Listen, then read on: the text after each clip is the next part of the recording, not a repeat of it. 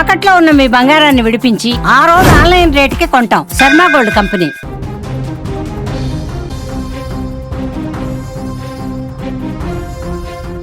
నాన్న కొట్టద్దు నాన్న, ప్లీజ్ నీ కాళ్ళు పట్టుకుంటా, దెబ్బలు తట్టుకోలేకపోతున్నాను నాన్న.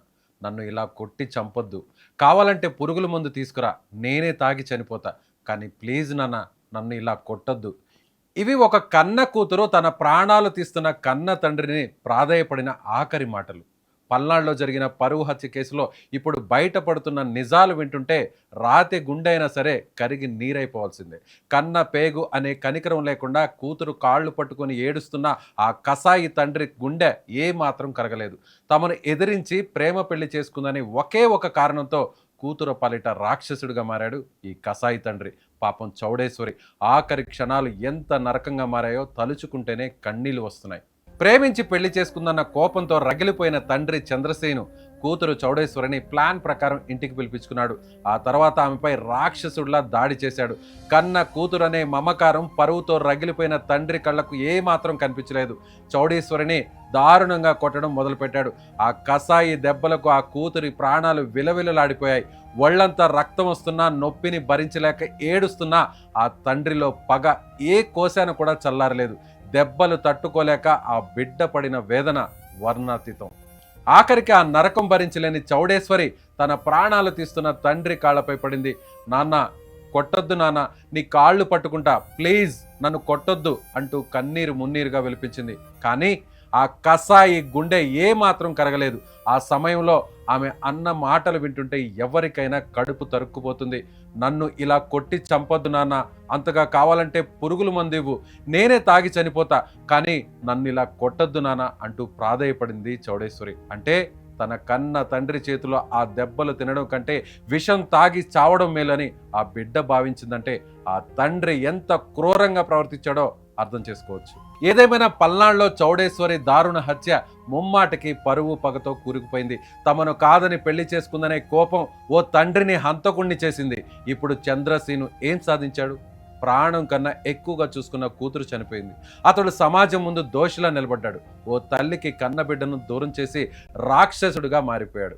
ఇరుగు పొరుగు వాళ్ళు తండ్రి సీనుపై ఆగ్రహంతో ఉన్నారు. తప్పు చేస్తే దండించాలి, కానీ ఇలా చంపేస్తారా అంటూ ప్రతి ఒక్కరూ ప్రశ్నిస్తున్నారు. నిజంగా చౌడేశ్వరి మాటలు వింటుంటే ఎవరికైనా సరే కన్నీరు ఆగకమాను. ఎందుకంటే ఒక కుమార్తె చిన్న దెబ్బ తగిలితేనే ఆ తండ్రి విలువెల్లాడిపోతాడు. ఏమాత్రం ఒక చిన్న ముళ్ళు గుచ్చుకున్నా, లేదంటే ఆడుకుంటుంటే ఏదన్నా తగలరాని చోట చిన్న గాయమైనా కూడా ఏ తండ్రి అయినా సరే నా బిడ్డకు చిన్న గాయమైంది, దెబ్బ తగిలిందని ఆ నొప్పిని ఆ పాప కంటే, ఆ బిడ్డ కంటే, ఆ కూతురు కంటే కన్న తండ్రే అంతలా విలవిల్లాడిపోతాడు. కానీ ఇక్కడ ఓవైపు కూతురు బతిమలాడుతున్నా, నాన్న కొట్టొద్దు నాన్న, ప్లీజ్ నాన్న నన్ను కొట్టొద్దు నాన్న, విపరీతంగా దాడి చేస్తుంటే కాళ్ల మీద పడి ప్రాధేయపడినా కూడా ఆ తండ్రి మనసు ఏ మాత్రం కరగలేదు. అల్లారు ముద్దుగా పెంచుకొని దాదాపు 18 ఏళ్ల పాటు ఒక కన్న బిడ్డని అంత బాగా చూసుకున్నటువంటి తండ్రి కేవలం ఒక పరువు కోసం, పనికి మాలిన పరువు కోసం ఈరోజు తిరిగి ఆ బిడ్డ ప్రాణాలు తీసుకొచ్చే పరిస్థితి లేదు.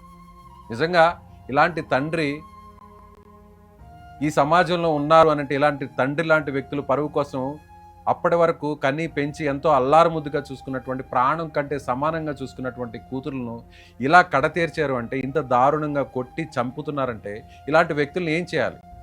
ఇలా పరువు హత్యల కోసం కుటుంబాల్ని సర్వనాశనం చేసుకుంటున్నటువంటి ఇలాంటి కర్కశపు తండ్రిని ఏమనాలి? నిజంగా చౌడేశ్వరి మాటలు వింటుంటే మీకే అలా అనిపిస్తుంటే, నిజంగా చౌడేశ్వరి ఆ సమయంలో ఎంత వేదనను అనుభవించుంటుంది, ఎంత పెయిన్ని తను భరించుంటుంది. కన్న తండ్రి చేతిలో ఇలా ఒక యముడిలా, ఒక రాక్షసుడిలా కొట్టి చంపుతుంటే ఆ అమ్మాయి ప్రాణం ఎంత విలవిలలాడుంటుంది, ఎంత మనోవేదనను అనుభవించుంటుందో అర్థం చేసుకోవచ్చు. కొట్టి చంపేసే స్థాయికి ఒక తండ్రి మారాడంటే, ఆ పరువు ఒక హత్యగా మార్చిందంటే నిజంగా ఇలాంటి పరువు అవసరమా? ఆలోచించండి. ఈ వీడియో చూస్తున్న ప్రతి ఒక్కరు కూడా ఇలాంటి వ్యక్తుల్ని ఏం చేయాలి? ఇలాంటి కన్న తండ్రులు ఉన్నటువంటి ఈ సమాజంలో వాళ్ళకి ఎలాంటి శిక్షలు పడాలి? కన్న కూతురునే చంపుకునేంత పరువు ఎందుకోసం? ఈరోజు చౌడేశ్వరి లేదు, కుమార్తె లేదు, కన్న కూతురు లేదు. తాను ఒక దోషిగా మారాడు, ఒక ముద్దాయిగా మారి తాను కూడా జైల్లో శిక్షణ అనుభవిస్తాడు. ఇప్పుడు కుటుంబం మొత్తం రోడ్డున పడింది, కుటుంబ పరువు అంతకంటే దారుణంగా బజారును పడింది. ఏం సాధించాడో చంద్రసేన్ ఇప్పుడు ఆలోచించుకోవాలి. చంద్రసేన్ లాంటి తండ్రులు ఇక మీదటైనా ఈ ఇన్సిడెంట్లో ఆలోచించి పరువు కోసం పాకులాడేటువంటి చాలామంది తండ్రులు ఇంకా ఈ సమాజంలో మన మధ్య మన చుట్టూనే తిరుగుతుంటారు. అలాంటి వాళ్ళు ఇప్పటికైనా మారండి. అల్లారు ముద్దుగా పెంచుకున్నటువంటి కన్న బిడ్డలను ఇంత దారుణంగా కొట్టి చంపేటువంటి రైట్ మీకు ఎవరిచ్చారు? ఆలోచించండి. చంద్రసేన్ లాంటి తండ్రులకు ఎలాంటి శిక్షలు పడాలో మీరే నిర్ణయించండి. మీ అభిప్రాయాన్ని కామెంట్ బాక్స్లో తెలియచేయండి.